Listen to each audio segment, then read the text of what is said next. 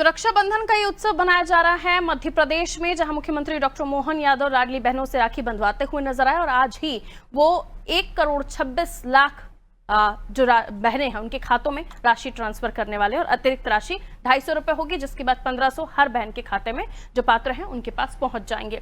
आइए अब रुक करेंगे हम उत्तर प्रदेश की खबर का। मुख्यमंत्री योगी आदित्यनाथ ने संबल में 659 करोड़ रुपए की 222 विकास परियोजनाओं का लोकार्पण किया और शिलान्यास किया। मुख्यमंत्री ने नवजात बच्चों को अन्नप्राशन संस्कार संपन्न कराया। कार्यक्रम स्थल पर लगी प्रदर्शनी का मुख्यमंत्री ने अवलोकन किया है। उन्होंने जनसभा को संबोधित करते हुए दंगाइयों के साथ ही सपा और कांग्रेस पर भी जमकर निशाना साधा।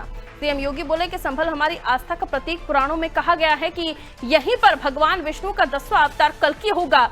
दंगाइयों के ऊपर महाकाल का वास्तविक असर दिखाई पड़ रहा है। अब दंगाई दुर्गति को प्राप्त हो रहे हैं। साथ ही उन्होंने कहा कि कांग्रेस संभल में सामूहिक हत्याएं करवाती थी। अब समाजवादी पार्टी अपने चेलों के पाप कर्मों पर पर्दा डालने का काम करती है। वो हत्यारों को बचाने का काम करती है। शोषण होता था, न बेटी सुरक्षित थी, न व्यापारी सुरक्षित था। आज बेटी भी सुरक्षित है, व्यापारी भी सुरक्षित है, हर उत्तर प्रदेश वासी सुरक्षित है। केवल दंगाई सुरक्षित नहीं है। दंगाई के ऊपर महाकाल अब अपना वास्तविक असर दिखा रहा है।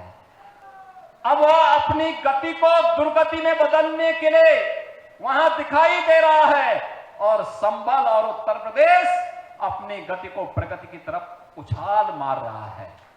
और उसी प्रगति के साथ जोड़ने के लिए आज हम सब आपके बीच आए हैं। विरासत को विस्मृत करके कोई भी समाज आगे नहीं बढ़ सकता और संभल किसी सच्चाई को हम बताने के लिए आपके बीच आए हैं। याद करना, संभल के साथ क्या नहीं हुआ आजादी के बाद भी,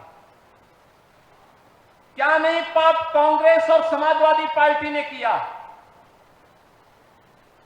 कांग्रेस यहां सामूहिक हत्या करवाती थी और समाजवादी पार्टी उनके चेले के रूप में उनके पाप पर पर्दा डालने का काम करती थी, हत्यारों को बचाने का काम करती थी। यही तो हुआ था संभल में, यही तो हुआ था आजादी के बाद में जो कत्लेआम हुए थे।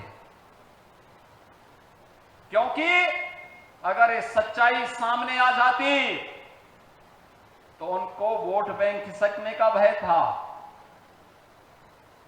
हम लोग वोट बैंक के लिए नहीं आए हैं, हम तो विरासत का संरक्षण करने के लिए आए हैं। Vote bank.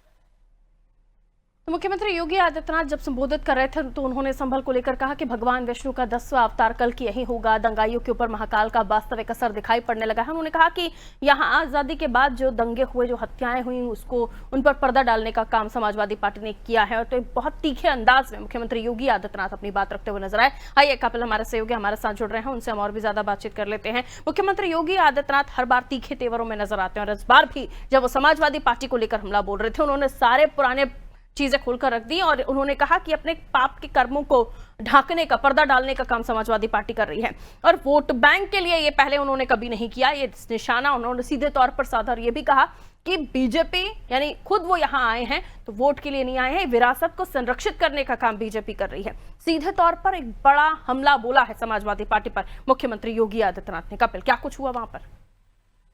देखिए, आज जैसे मुख्यमंत्री जनपद संभल में आए थे शिलान्यास करने के लिए, लगभग 660 करोड़ रुपए के करीब उन्होंने शिलान्यास के लिए कराया। संभल के लिए एक बड़ा तोहफा दिया है, जिसमें बहुत सारी विशेषताएं रही है, जैसे पुलिस लाइन ने दी। ये चीजें, इन चीजों के लिए बड़ी सौगात मुख्यमंत्री ने दी है। लेकिन इसी के संबंध में उन्होंने विपक्षी पार्टी पर एक बड़ा हमला किया है। उन्होंने समाजवादी पार्टी को बताया कि समाजवादी पार्टी के जनपद संभल में गुंडे पालते थे जो कि हिंदुओं की हत्या कराते थे, ठीक है, उनके मंदिर और जो धर्म स्थान की जगह है उन पर कब्जे करवाते थे।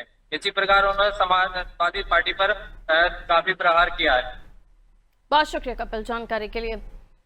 तो समाजवादी पार्टी पर जमकर बरसे हैं मुख्यमंत्री योगी आदित्यनाथ, जहां उन्होंने कहा कि कांग्रेस संभल में सामूहिक हत्याएं करवाती थी और उन पर पर्दा डालने का काम हमेशा किया। सपा हत्यारों को बचाने का काम करते थे। मुख्यमंत्री योगी आदित्यनाथ का तीखा प्रहार, जहां उन्होंने यह भी कहा कि संभल में ही भगवान विष्णु का 10वां अवतार कल्कि होगा। उन्होंने कहा हम आए हैं विरासत को सहेजने